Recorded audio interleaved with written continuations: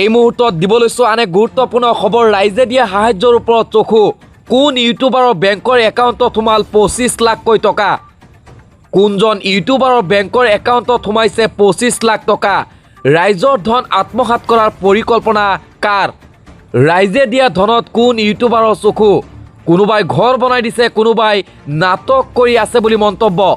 বানাক্ৰান্ত ৰাইজক সহায় কৰাৰ নামত ধন তুলি কোন ইউটিউবাৰে অপব্যৱহাৰ কৰিছে? ইলেক্ট্ৰনিক দোকানৰ পৰা কোন ইউটিউবাৰে কিনিলে ফেনাইল? ভিডিঅ' বাৰ্তাৰে বিস্ফোৰক মন্তব্য কৰিছে কণ্ঠশিল্পী নীলোৎপল বৰাই। কোনজন ইউটিউবাৰৰ বেংকৰ একাউণ্টত সোমাইছে 25 লাখ টকা? এই বিস্ফোৰক মন্তব্য কৰিছে কণ্ঠশিল্পী নীলোৎপল বৰাই।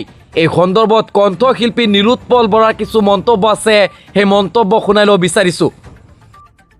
আমাৰ কেইবাজনো ভাইটি ভণ্টি নতুন ইউটিউবাৰ, ষ্ট্ৰীমাৰ, ইনফ্লুৱেঞ্চাৰ, তেওঁলোকে তাৎক্ষণিকভাৱে বানপানী হোৱাৰ লগে লগে তেওঁলোকে বহুত পইচা অনলাইন সাহায্য দিবৰ বাবে তেওঁলোকে কালেকশ্যন কৰিলে আৰু ৰাইজে তেওঁলোকক পূৰ্ণ সহযোগ দিলে আৰু বহুত লাখ লাখ টকা উঠিছে। কাৰোবাৰ একাউণ্টত 10 লাখ, কাৰোবাৰ একাউণ্টত 20 লাখ, কাৰোবাৰ 40 লাখ। এতিয়া চবেই অভিযোগ আনি আছে। মই ছ'চিয়েল মিডিয়াতো দেখিছোঁ আৰু বহুতে মোক পাৰ্চনেলি ফোন কৰি কৈছে যে এনেকুৱা দাদা ই এনেকুৱা কৈছে, ই তেনেকুৱা কৈছে। এতিয়া কাৰ কথাতনো বিশ্বাস কৰিম? কোনোবা এজন ইউটিউবাৰ নে ষ্ট্ৰীমাৰ, তেওঁলোকৰ একাউণ্টত হেনো 25-26 লাখ টকামান জমা হৈ আছে, কিন্তু তেওঁলোকে খৰচ কৰিব পৰা নাই বা জনা নাই, হোৱাট এভাৰ।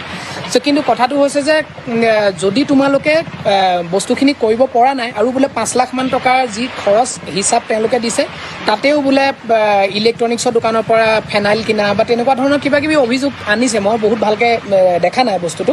আৰু বহুত ইউটিউবাৰ দুই এটাক দেখিছোঁ ঘৰ চৰ বনাই দি মানুহে বহুত ইম'চনেলো হৈছে দেখি পেলাই কাম কৰা, বহুতে জেনুইনলি কৰি আছে। দুই এজনে অকণমান ড্ৰামেবাজিও কৰি আছে। এতিয়া তেওঁলোকে ভাবে যে তেওঁলোকক দেখিলে বা ভিডিঅ' দেখিলে আমি বুজি নাপাওঁ বুলি। হয়তো সাধাৰণ মানুহে কেতিয়াবা বুজি পোৱাটো অকণমান সময় লাগে। কোনে জেনুইনলি কৰি আছে, কোনে অকণমান ড্ৰামেবাজি কৰি আছে, কোনে কি কৰি আছে। আৰু মই চবকে এইকেইদিন চাই আছোঁ, সঁচাকৈ চাই আছোঁ।